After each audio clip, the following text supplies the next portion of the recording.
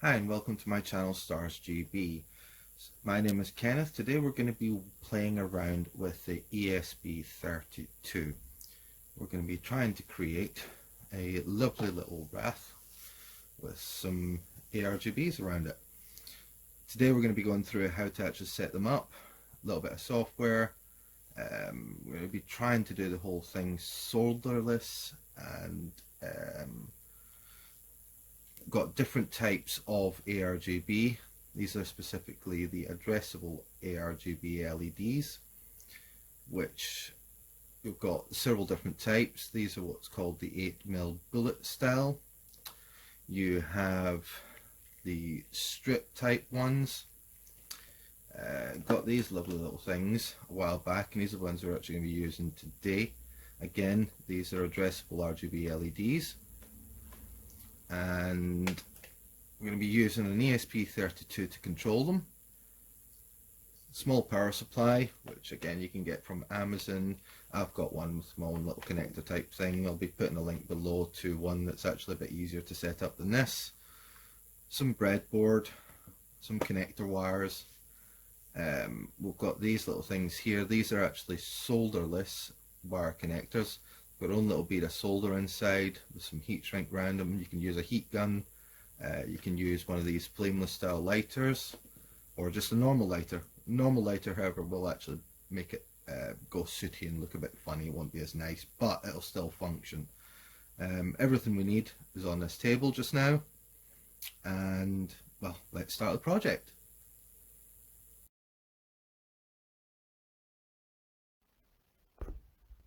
So first we need to open up our device manager to find our ESP32. So we go to COM ports, which I can see we're on COM 3. Close that down. Then we need to go to Internet Explorer, and then we look for Home ESP Home Flasher. There we go. So we're going to GitHub, open it up. Then we need to find releases.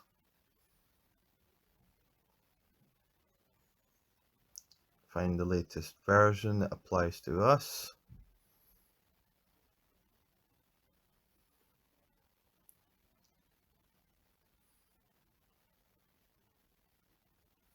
There we go. Open that up. Check and see if our COM port is there. Yes, it is. We can't flash yet because we don't actually have the firmware. So we go to WLED, again into GitHub, look for releases. Now there are versions that are more stable. I download this one, I've used it plenty of times. It is quite good. So some of the features on it that I use. So this is one I'm going to go for.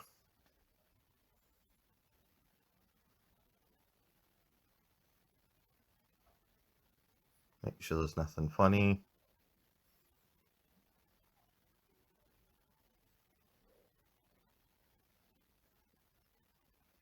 Click on it. Brings us into another page. Scroll down to find where they actually are. There we go. We're going to look at, there's several versions on there. There's for ESP01s. There is with the bootloader, there's some without the bootloader, there's with the Ethernet connections. We're going to be using the ESP32 bin. Close that back down again. So we go back to our flasher, we browse to where we downloaded it, click on it, open, check our serial port, go back onto 3 and flash it. This takes, I don't know, about a minute, maybe 2. Just let it go through all its strings, make sure there's no weird errors come up as it's flashing it.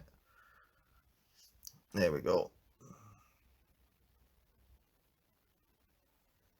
Let it go through it's all singing and dancing.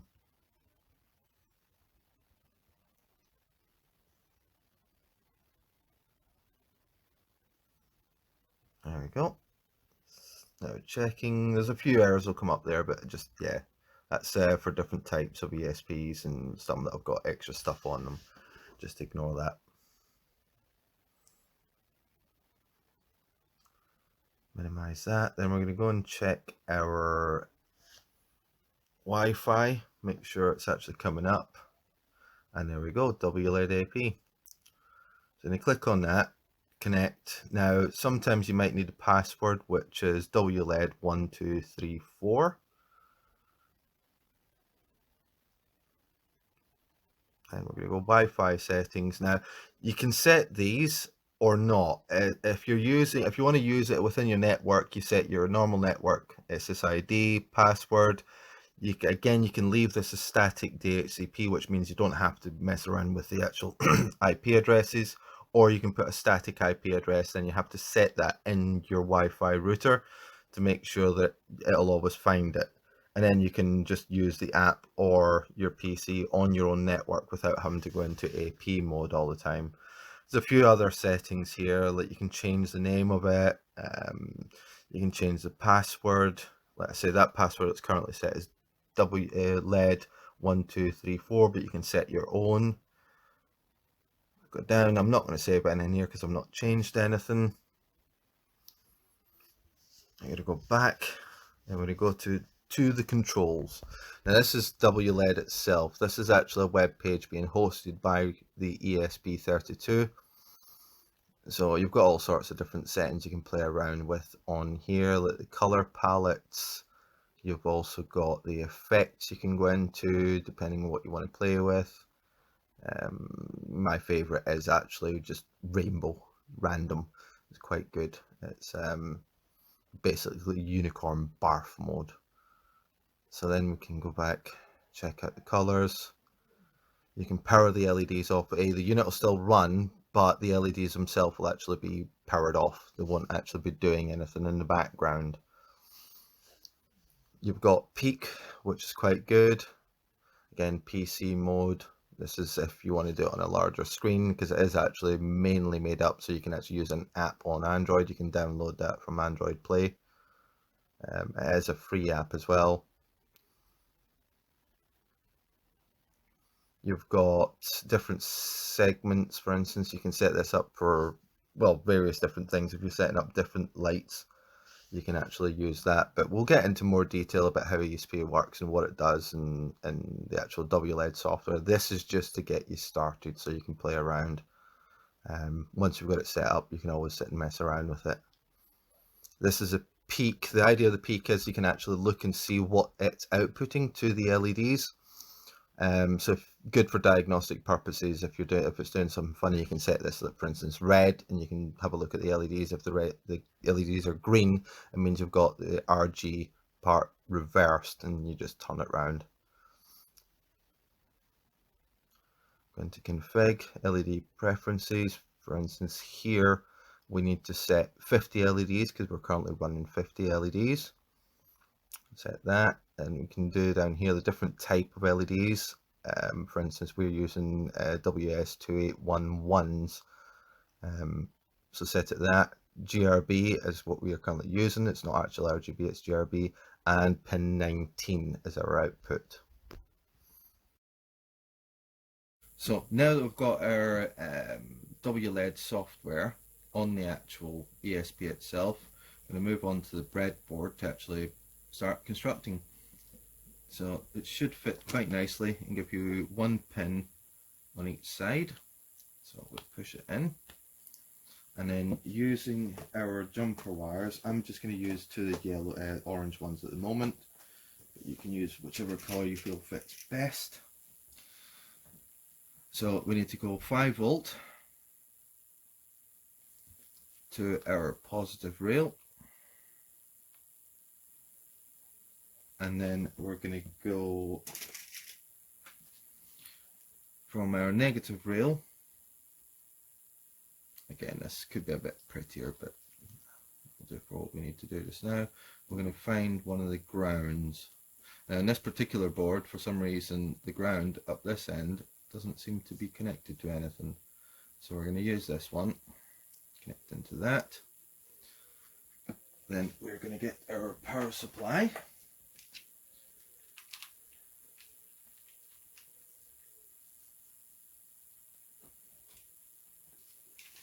And our small connector. For that earlier.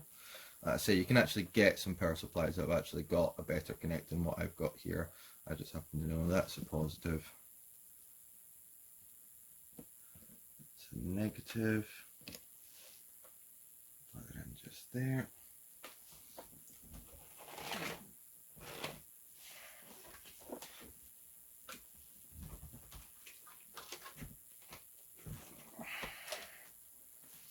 See, the ESP is actually booting up.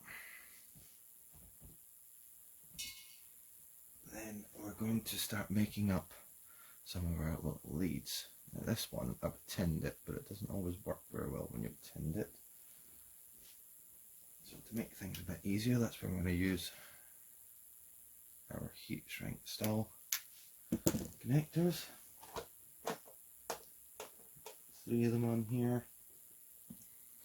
Bring it up. This is just some copper wire. Grab some green to match up what we've got there. I'm going to get some white.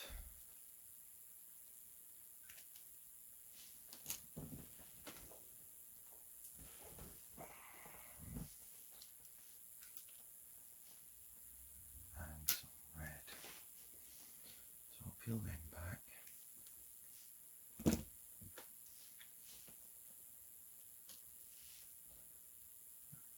There. Make sure the end has actually reached the small solder piece. This one on this side. And then I'm using my solder workstation, but a normal heat gun will actually do the job just as well.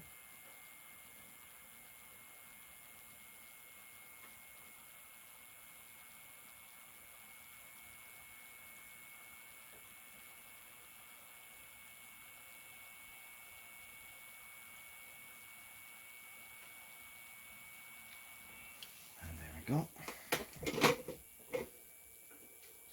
You'll see once the actual bead has got shrunk down, that means it's now the solder's in there and it's got it well. So we'll continue with the rest of them.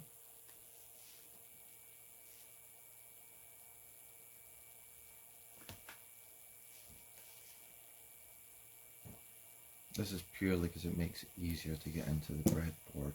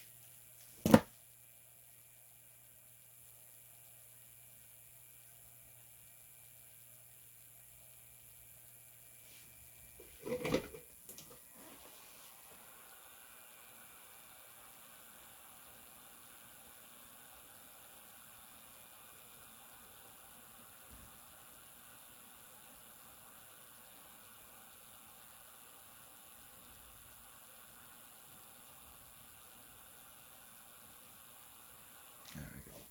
That's that. I'm going to disconnect the power again.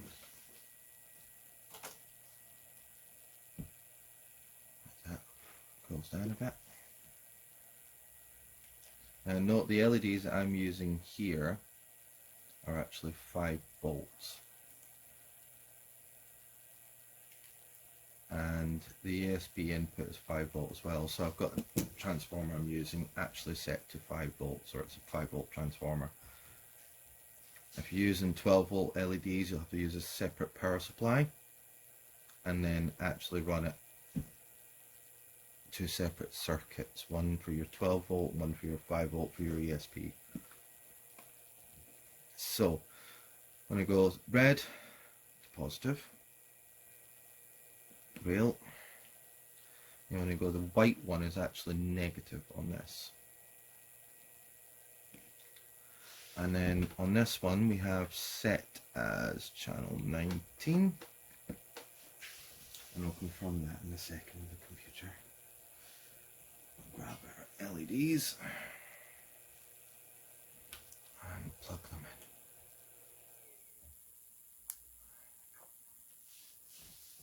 And let the power back up again.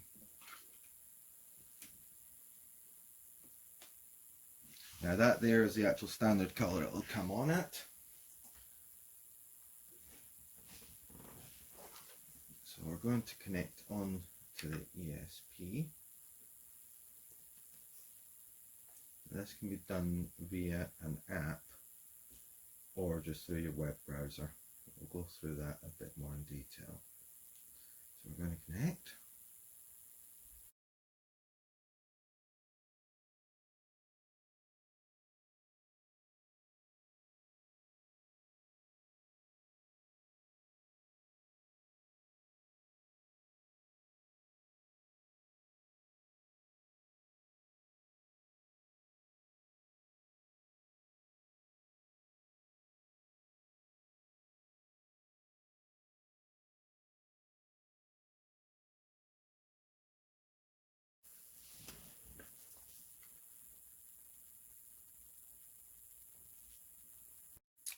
So now that we have that set up, let's work on wrapping our little wrath up. So move this to one side, try to lay over here. This is just an old Christmas wreath that I had laying around, but I thought, hey, let's try and make it look pretty.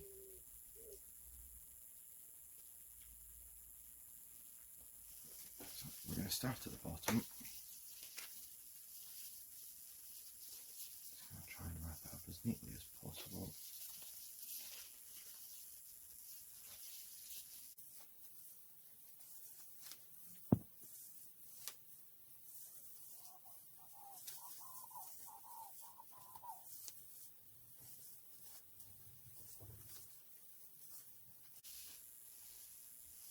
I'll bring you back once we're actually got to the end. And there we go, nicely wrapped up. Could have done a bit of a better job, but hey, it's in a bit of a hurry. Plug it into our controller.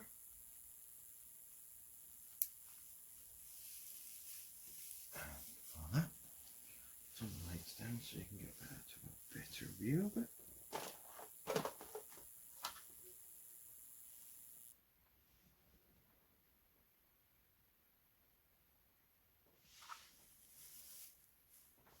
Make sure it's in shot.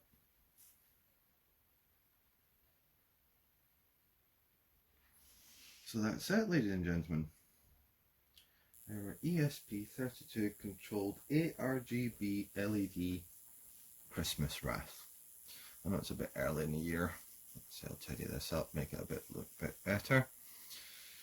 If you like this video, feel free to leave a comment, give it a thumbs up, subscribe. There'll be lots more videos coming. We'll probably go into a bit more detail about the ESP and what you can do with that. There's lots of different things you can do. You don't need to be an expert when it comes to coding. You need a laptop, download some code, and you're ready to rock and roll. It's for the RGB LEDs. Like I say, there's lots of different types, different protocols, all sorts of different things you can actually do with them. My boy's PC, for instance, it's got 300 of them in there. They all do all sorts of different things you can control with them. Christmas lights, just generally playing around, messing around with them. They're great things. Well, thank you very much for watching my video. Bye bye.